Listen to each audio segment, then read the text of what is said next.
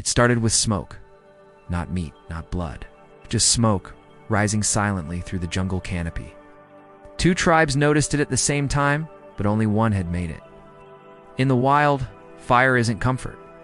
It's control. It means warmth, safety, cooked food, power over darkness. And once that flame is lit, others will come, not for shelter, not for food, but for the spark itself. This was not a hunt, it was a challenge, test of dominance in the oldest form. The tribe who started the fire had done it with nothing. Dry bamboo, flint stones, breath, and faith. It took hours.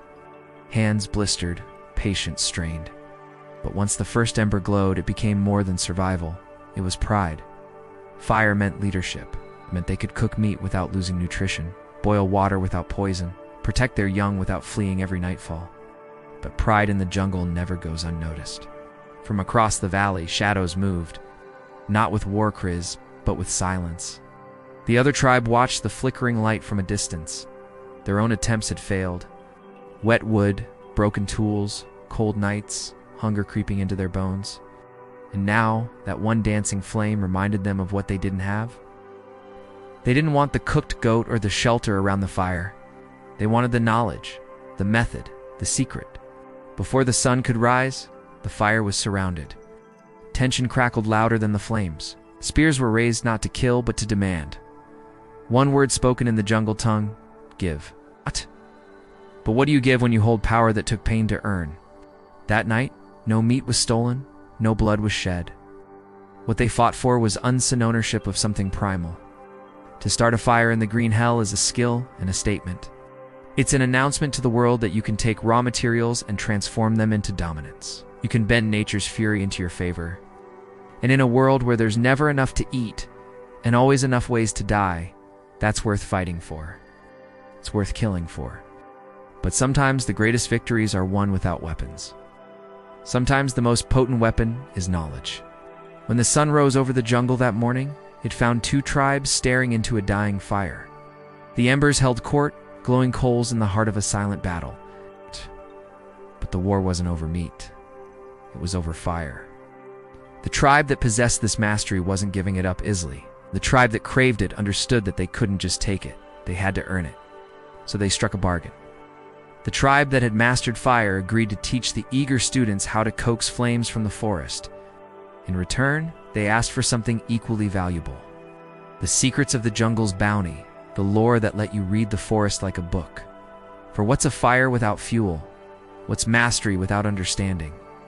Thus began an unlikely exchange, a sharing of skills under the watchful gaze of the ancient trees. Knowledge flowed like water from a mountain spring. The elder, with hands gnarled like the roots of the jungle giants, showed them how to find the music of the forest, the rhythm of life that whispered in every leaf and flowed in every stream. In return, the seekers of fire shared their communion with the spirits of the flame, the respect and understanding that came from wrestling with untamed nature. As days melted into weeks, 2 groups who once eyed each other with suspicion and hostility became companions bound by a common pursuit, a shared journey of learning and growth. They explored together the intricate dance between fire and jungle, mastering the art of lighting fires in different terrains in times of plenty and times of scarcity. They learned the language of smoke signals, how to weave tales of smoke that could travel across valleys, carrying messages of peace or warnings of danger. One evening, as the sun dipped below the horizon, painting the sky in hues of orange and purple, the teacher paused, his gaze fixed on the dancing flames. "There is a deeper truth to fire," he said, his voice echoing the crackling of the embers. "It is not just a tool, but a teacher. It mirrors our spirit. Just as fire needs constant tending, so does our resolve. Fire left to itself will fade. A spirit without tending will grow dim."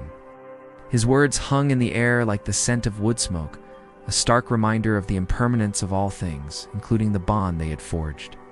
For they had both come to understand that the true mastery of fire lay not in possessing the skill, but in continually nurturing it, passing it on, letting it burn brightly within the tribe, warming their bodies and strengthening their spirits.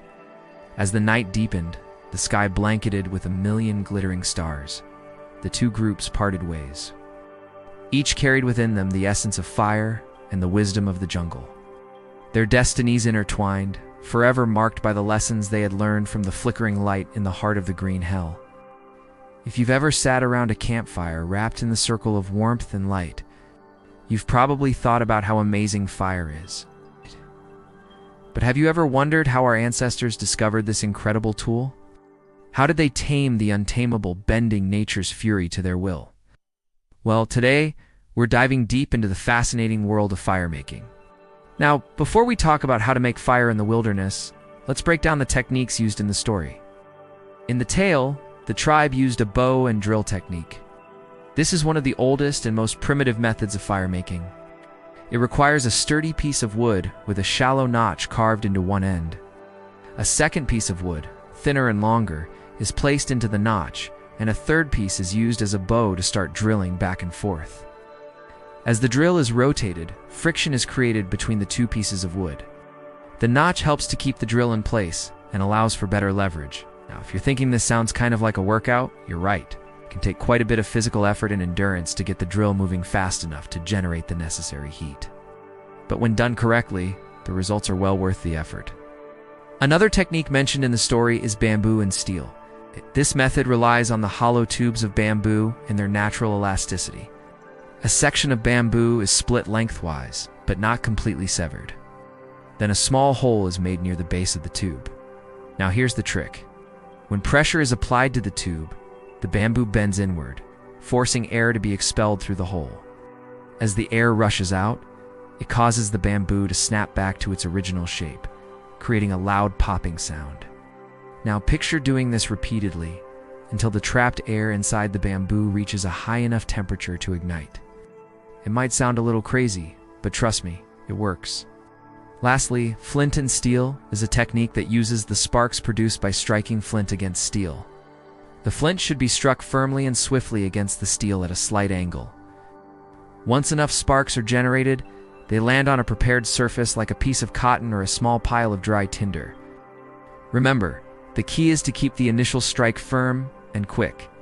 But it's important to note that these techniques aren't just about the physical act of creating fire. It's also about understanding the science behind it, knowing when and how to collect materials, reading the weather, and respecting the power of the elements. Our ancestors didn't just discover fire making by accident. It was a deliberate process of observation, experimentation, and understanding.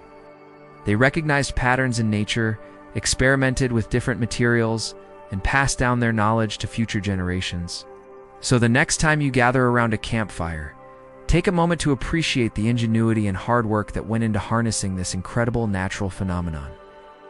And if you want to learn more about the fascinating world of survival and outdoor skills, don't forget to subscribe. Till next time, happy fire making.